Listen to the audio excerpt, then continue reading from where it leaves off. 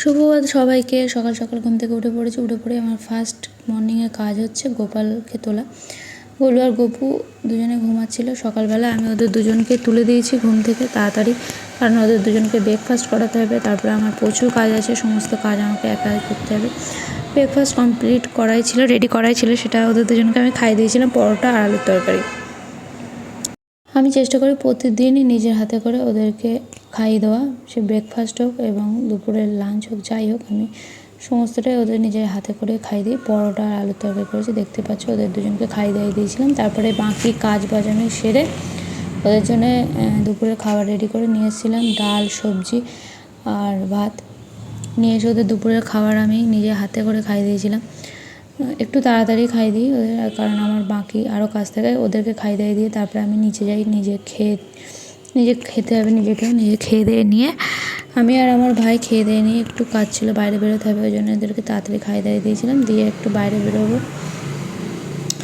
বিকেলবেলা, বাইরে একটু বেরোতেই হবে, একটু কাজ আছে। সেখান থেকে আমরা গিয়েছিলাম একটু বসিরহাটে, গিয়ে সেখানে একটা শপে গিয়েছিলাম যেখানে ঘর ডেকোরেশনের প্রোডাক্ট পাওয়া যায়।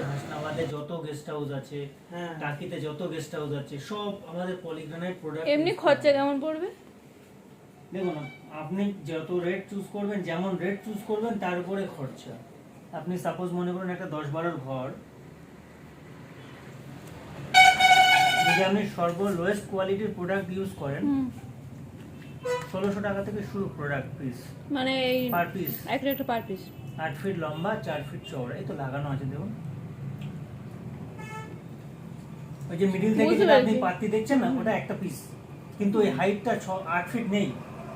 ওখান থেকে একটা বাই কালার রয়েছে দেখুন, ওই জন্য ওই বাই মানে আমরা 1 ফিট মতো কেটে বাদ দেওয়া হয়েছে ওখান থেকে।